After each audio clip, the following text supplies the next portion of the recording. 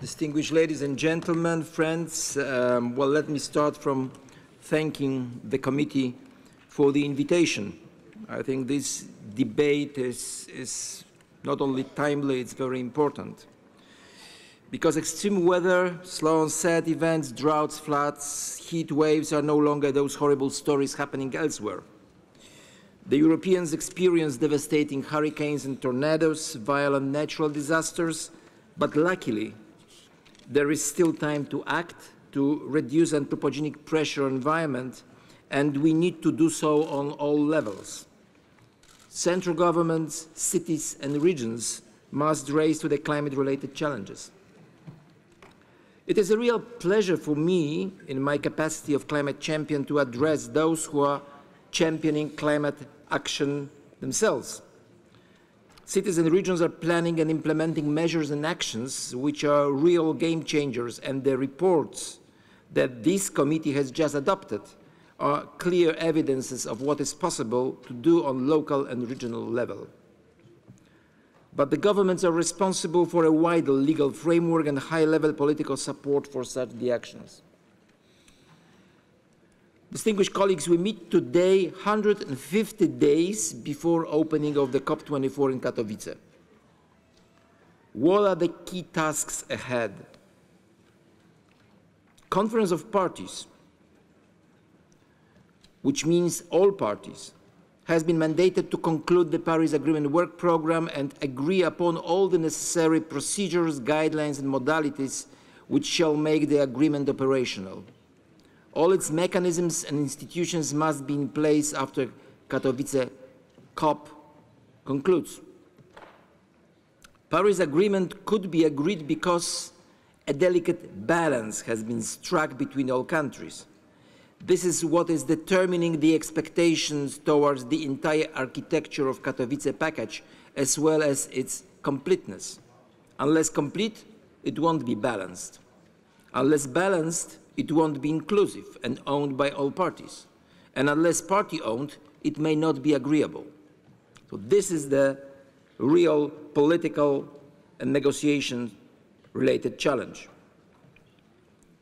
The entire architecture of Paris Agreement is based on sovereign decisions by countries which contribute to the achievement of the global temperature adaptation goals, as well as the goal on adequate means of implementation.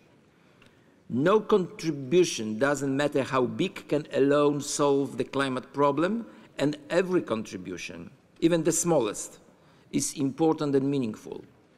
That makes the contributions coming from the local communities, from cities, from regions so important. This is the power of collective global climate action, and Paris Agreement can only be successful if it's deployed by all, which means all countries, all cities, regions, businesses, communities and individuals. And the outcome of COP24 in Katowice, Paris Agreement work program conclusion, must make it happen.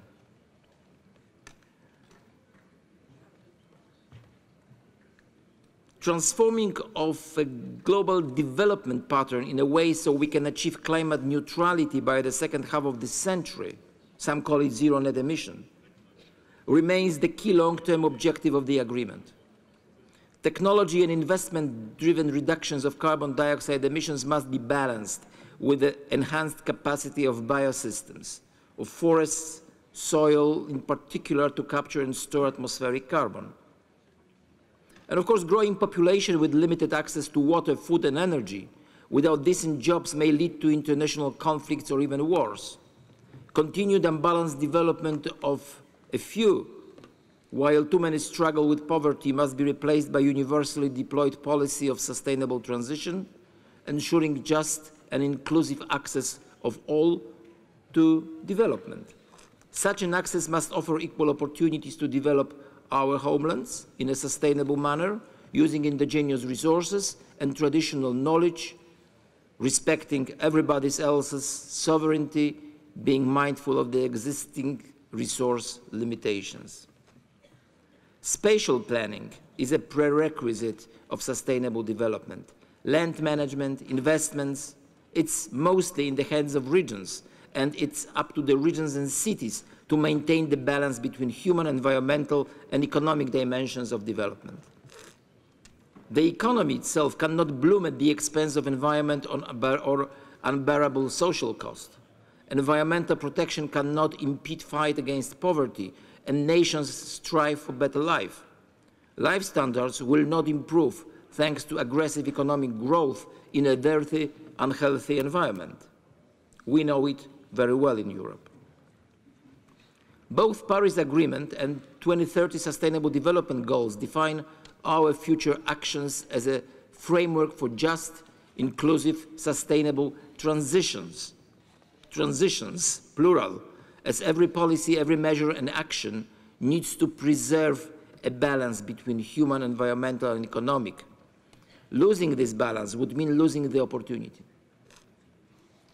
Sustainability balances economy, environment and people. Climate is about balancing between atmosphere, hydrosphere, geosphere and biosphere.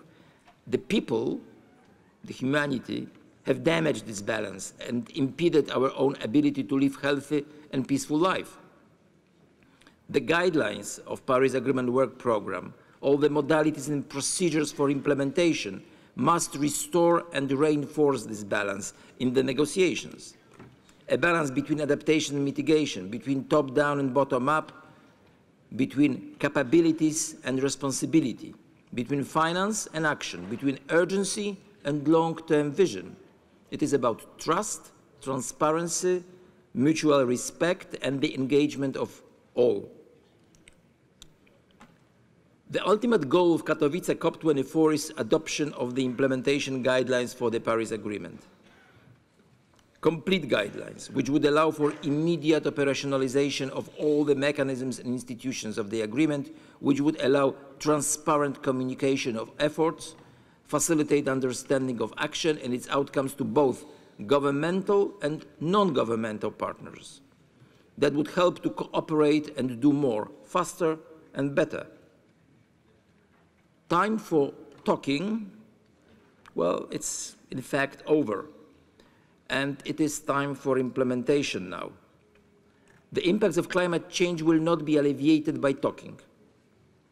Action by every country, by every level of government, must be the only response. No action will be possible unless Paris Agreement is finalized and fully adopted. This should be collective response to the call for more ambition.